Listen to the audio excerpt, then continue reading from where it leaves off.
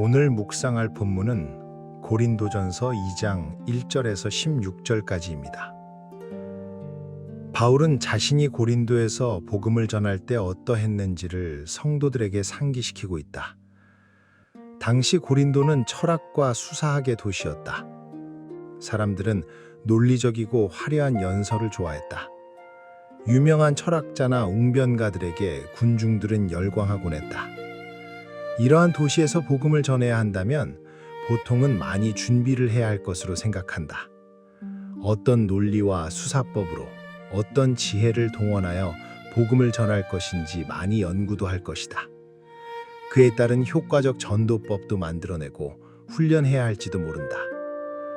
바울의 입장에서도 얼마든지 그런 고민을 할 수 있었지 않나 싶다. 하지만 바울은 전혀 예상 밖의 모습으로 복음을 전했다. 그는 화려한 수사법이나 철학적 지혜를 일절 동원하지 않았다. 그의 메시지는 아주 심플했다. 오직 십자가에 달리신 예수 그리스도만을 전했기 때문이다. 그는 사람을 설득하는 지혜로 복음을 전한 것이 아니라 오직 성령의 능력에 의지하여 전한 것이다. 그가 지혜가 없어서일까? 천만의 말씀이다. 그는 누구에게도 뒤지지 않을 만큼 배운 지식인이었다. 그럼에도 그는 단순무식하게 예수 그리스도의 복음을 전했다. 하지만 이건 세상의 관점에서 보니 그런 것일 뿐이다. 바울은 철저히 하나님의 지혜에 의지하여 복음을 전했다. 그가 이토록 철저히 세상의 방식으로 복음을 전하지 않은 이유가 여기에 있다. 하나님의 지혜는 인간의 오감을 다 동원해도 알아낼 수 없고 도달할 수 없는 영역이다. 구원 얻는 믿음은 전도자의 말솜씨가 아니라 전도자가 증언한 복음과 그 속에 담긴 하나님의 지혜와 능력에서 비롯되는 것이다. 그러므로 하나님의 지혜로 무장하는 것이 무엇보다 중요하고 우선된다. 세상의 통치자들이 이러한 하나님의 지혜를 알았더라면 영광의 주님을 십자가에 못 박는 그런 어리석은 짓은 하지 않았을 것이다. 이 지혜는 하나님이 당신을 사랑하는 사람들에게 마련해 주신 것이다. 오직 성령으로만 깨달을 수 있는 지혜이다. 감추어졌던 하나님의 비밀을 우리 인간에게 흘려보내는 유일한 지혜의 통로가 성령인 것이다.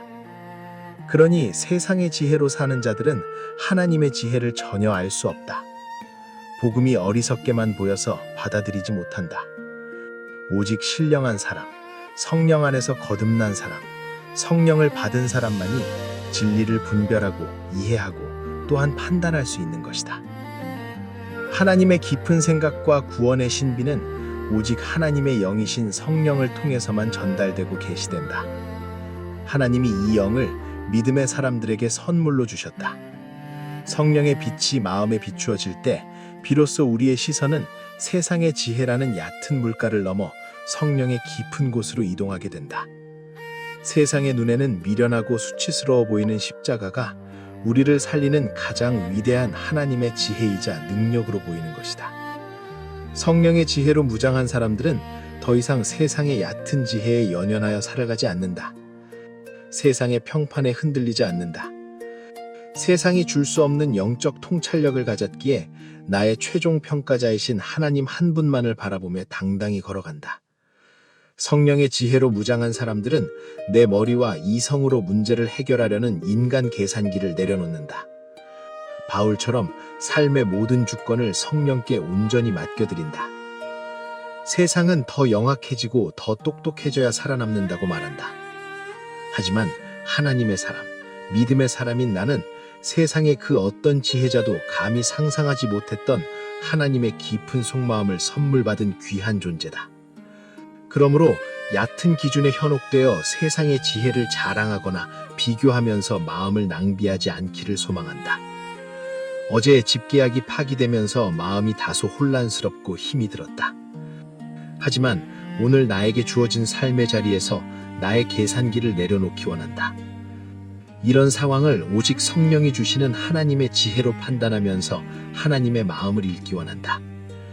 내 안에 거하시는 성령을 의지하여 하나님의 깊은 은혜의 바다에 닻을 내리는 하루의 걸음이 되기를 진심으로 원하고 기도하는 아침이다.